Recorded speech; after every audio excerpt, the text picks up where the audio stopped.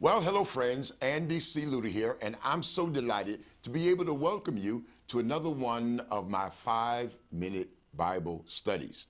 This is coming to you on the behalf of the Hollywood Full Gospel Baptist Cathedral located at 3504 Great Neck Road in Amityville, New York, as well as the Queens Ministry located at 220-02 94th Drive in Queens Village of New York City.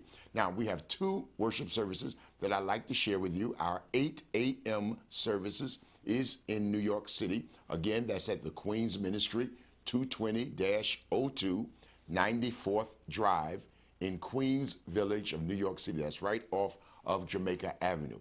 We then have an 11 a.m. service that takes place at 11 a.m., obviously, and that takes place at 3504 Great Neck Road in Amityville, New York. Friends, nothing would please us anymore than to have you come and share with us either in our 8 a.m. service or our 11 a.m. service. So, I'm going to take you to my 5-minute Bible study, and today I am looking at the character called Joshua from the pages of the Old Testament, and I have entitled this particular lesson, The Promise of God.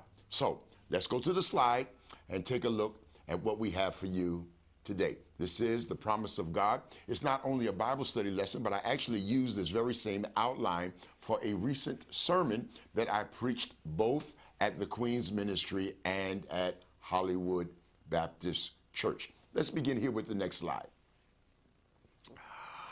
I want to begin with somewhat of a rhetorical question, and that is, how strong are the promises of God in your life? How do you handle life?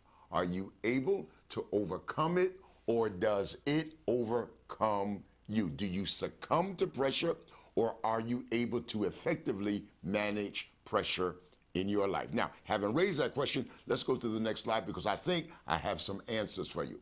The book of Joshua opens with the departure of Moses. Moses had led the children of Israel out of the wilderness after a period of 40 years.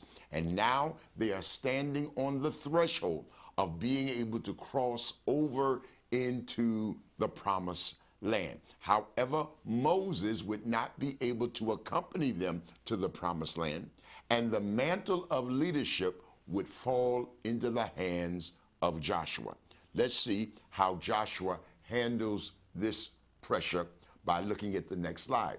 Joshua is the protege of Moses, and he takes over the leadership of Israel.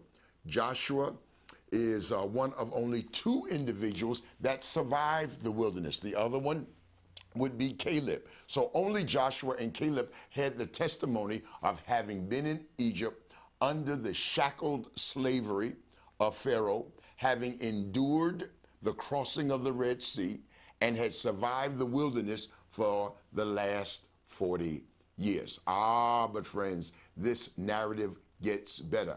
Joshua is naturally nervous about his new assignment, and he wonders whether or not he is able to be effective. Up until this time, Joshua had been a follower and not a leader.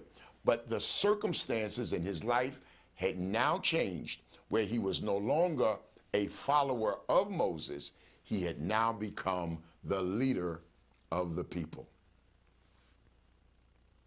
God, therefore, gives him a promise to settle his spirit and to boost his confidence. It is almost as though God was saying to Joshua, I know you have been comfortable in the convenient position of following after somebody else in the past, but I'm moving that aside.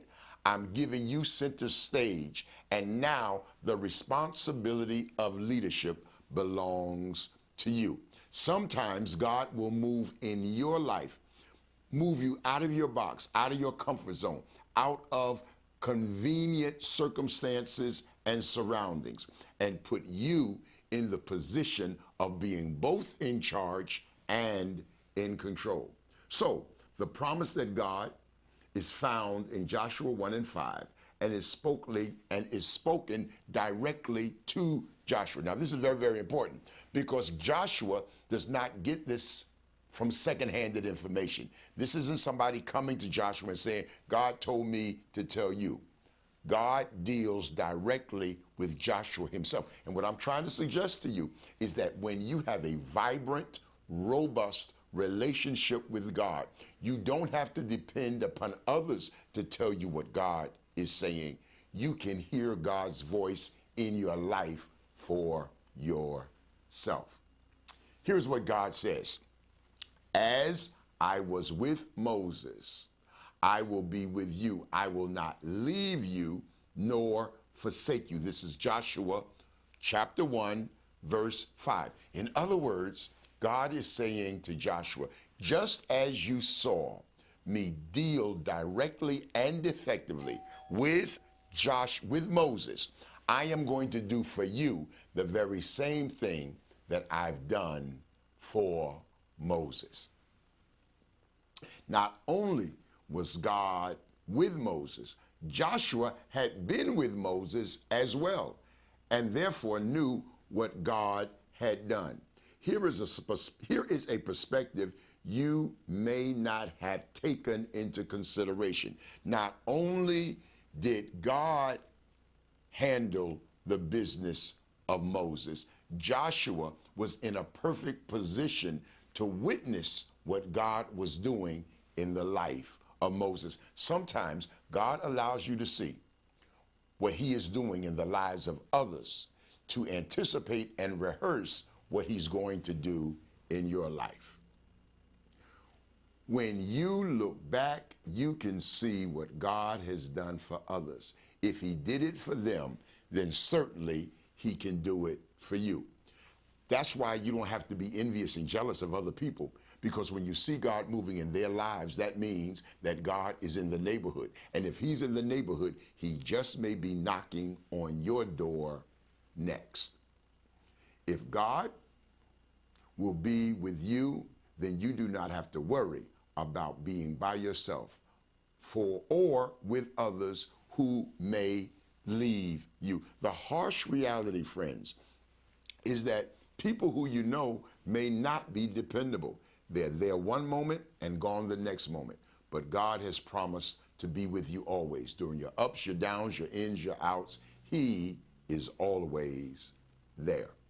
God offers this last word as a counterpoint to what Joshua was feeling over the loss of Moses. Can you imagine having spent over 40 years with Moses, the convenience, the comfort, the confidence of having lived alongside of Moses, and now Moses is gone? Can you imagine how empty, how nervous, how unconfident Joshua must have been? But God gives him this word to assure him that even though it appears that he is alone, he actually is not alone. Well, friends, that takes up just about all of my time, and I certainly want to thank you for yours. This has been my 5-minute Bible study, maybe a moment or two over. I am Andy C. Lewter, and again, on the behalf of the Hollywood Full Gospel Baptist Cathedral, 3504 Great Neck Road in Amityville, New York, and the Queens Ministry, 220-02 94th Drive, right off of Jamaica Avenue in Queens Village of New York City. I want to thank you for your time and attention. It is my hope and my prayer that either something said and or done shall prove to be of tremendous benefit to you as you make ready to face your untried tomorrows. And so, until next time, do remember, God loves you, I love you, and we look forward to seeing you real soon. God bless.